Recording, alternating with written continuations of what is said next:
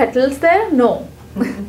What they are trying to say is, you know, at the base of the spine, you have nerve plexuses, but at the top of your head, you have the maximum.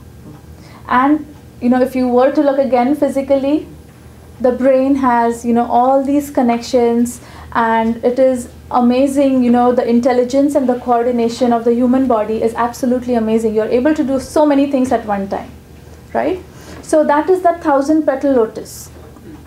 And obviously, you know, see, I'm standing here, I'm aware I'm standing here, I'm aware what I'm doing, I'm aware I'm talking, I'm moving my hands, you know. So all that my brain is doing at one time, right?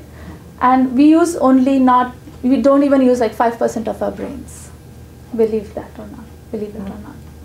So the 1,000-petal lotus is now signifying how much more capacity each one of our brains has to do, which is we do not do, right? So that is what those 1,000 petals signify. Not that, you know, you have like petals on the head or anything of that nature. So that is the subtle body, the chakras, the energy centers. And during meditation, you feel all those things. I don't know if any of you here have, but during some stages of meditation, as you meditate on these centers, you feel energies in those centers, and you also feel energy rising in those centers. Energy rises from the bottom center, and it moves up the spine. Now again, physically you don't see any channels or any canals, you know, where these things can move, but that is the area where it moves, from your Muladhara chakra right up to the top. And as it moves, you feel cleansing in the spine. It is getting rid of what? Of your past experiences, undigested thoughts, undigested emotions, and any of that may be present, not just from this life, but from all your past lives. What is that? That is the causal sharir, right? Isn't that what it is? The causal body. It is responsible for the experiences of or impressions of your past experiences in the unmanifest forms, vasanas.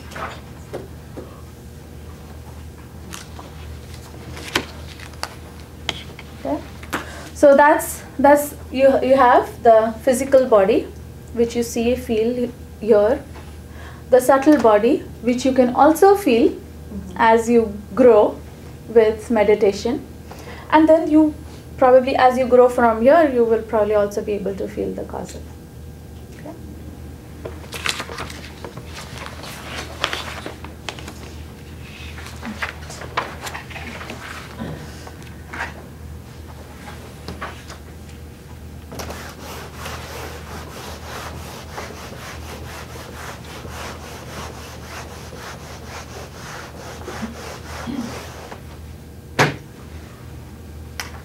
Now the energetic world of the subtle body. So then we have already talked a little bit about the chakras and the nadis.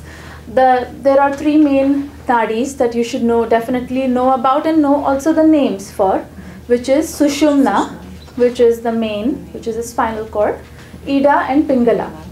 Ida is one which is on the left side and Pingala is on the right. Ida is connected with your left nostril and Pingala is connected with your right. Ida is associated with cold and Pingala is associated with heat. Okay. So left and right sides of the body, left side is the cooling, right side is the heating. Okay. And pranayama focuses on the left and right, and if you know, alternate nostril breathing is nothing but balancing the left and right sides of the body. Okay. You breathe through your nose. The brain also has a certain function on your body. The right side of the brain controls the left, and the left side of the brain controls the right. Okay? The left side of your brain is logic, reasoning. The right side of your brain is creativity, emotions. When you do alternate nostril breathing, you're taking breath in through your nostrils and balancing the left and right side of the body as well as the brain. Okay. Now how does that affect the brain? Because as you breathe in through your nose, see, if you breathe in through your mouth for alternate nostril breathing, it is zero effective. Okay. But if you breathe in through your nose, it activates all the channels in your brain. Okay. It goes in, if you look at the anatomy of your skull, you have the ethmoid sinus, and from here there is direct connection into the brain. So nasa hi shirasodwaram. Nasa means nose in Sanskrit, is the doorway to the brain. That is what they say. So that's why breath can directly go to the brain and activate the brain.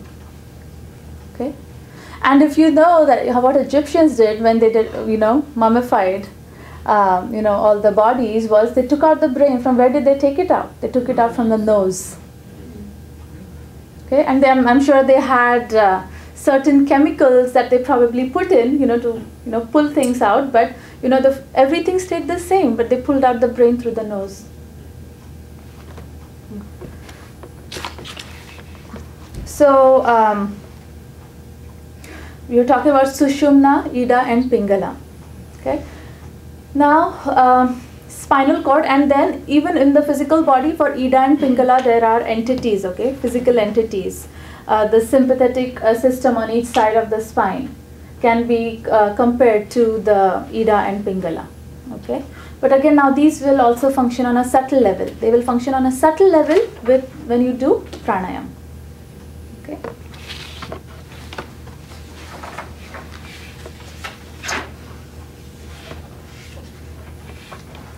The chakras of the body, what do they signify? The Sahasrara chakra signifies wisdom. The Ajna chakra signifies intuition. The Vishuddha chakra signifies calmness. The heart chakra or Anahat chakra signifies love or life energy. Then you have the three bottom chakras. The Manipura chakra is for control, self-control. Then the one beneath that, which is Swadhisthana, is adherence to good deeds, the power of adherence to good deeds. And the bottom chakra is the power of restraint from evil. Okay. So these are the chakras. So if you were to energize these chakras, you will definitely start getting those qualities, and there is no doubt about it. Okay. And that is when in yoga we say, do you know what siddhis are? Siddhis in yoga? Okay. So as siddhis.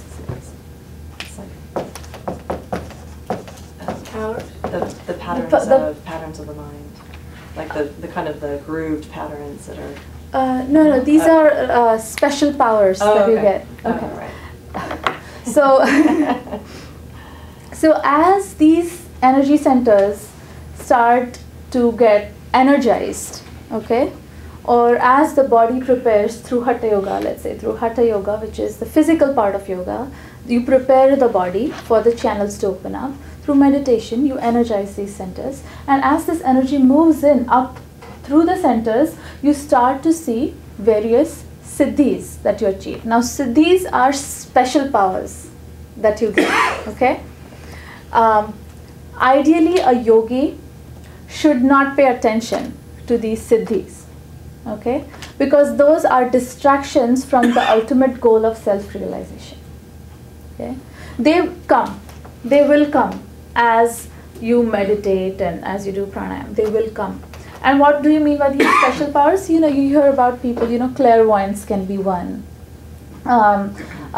Insights into the future can be another. Some siddhis, levitation is a siddhi, okay? Then being able to materialize things on demand is a siddhi.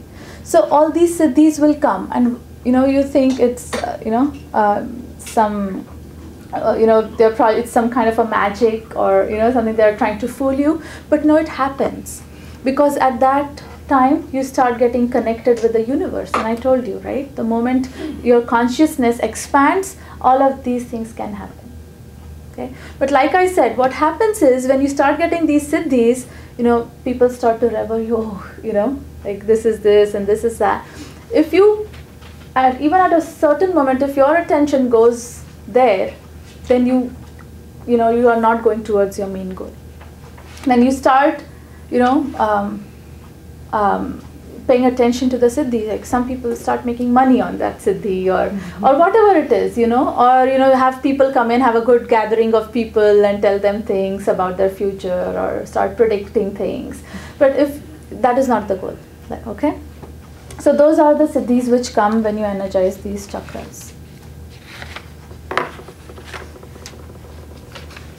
Then there are nadis. The nadis are the energy channels in the body through which your vital energy or prana flows. Again, 72,000 nadis is what is set in Hatha Yoga Pradipika, which is the yoga textbook of yoga. We, again on a physical level, these are nothing but the nerves, and the connection of the brain with the nerves. On a subtle level, although they have a much stronger function. We don't need to know all those 72,000 names. The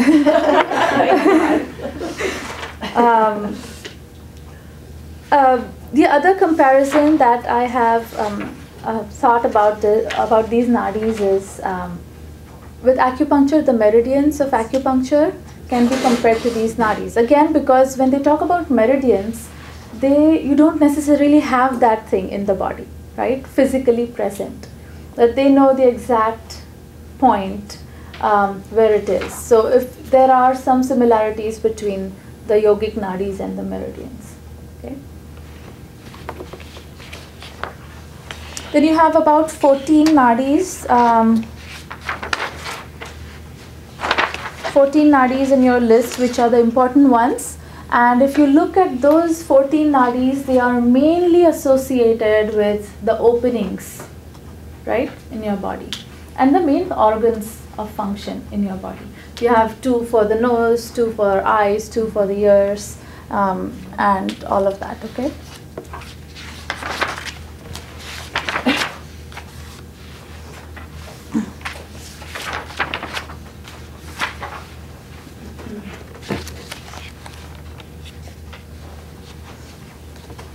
Then there are, how do you balance these nadis? So you can balance these nadis, you can take away the blockages, you make sure there is no excess flow in some nadis or less flow in the others, and all of that.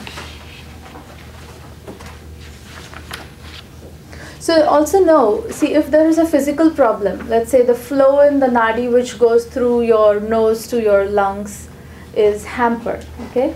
Just we can take that case. So we'll say, let's say there is excess flow there, okay?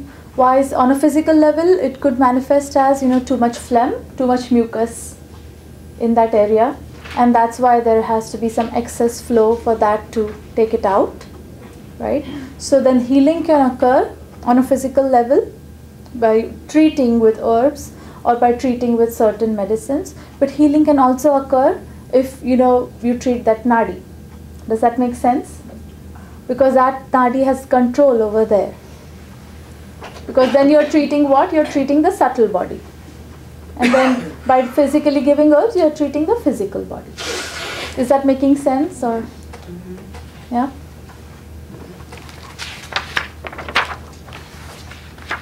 Then what is the Kundalini Shakti?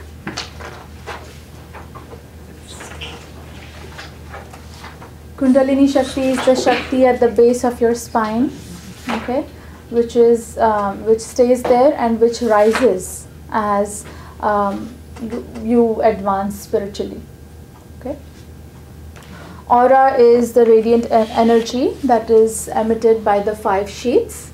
So if you have clean sheaths, in the sense that if there are no blockages or no problems in any of those sheaths, then obviously you will have a radiant aura. If there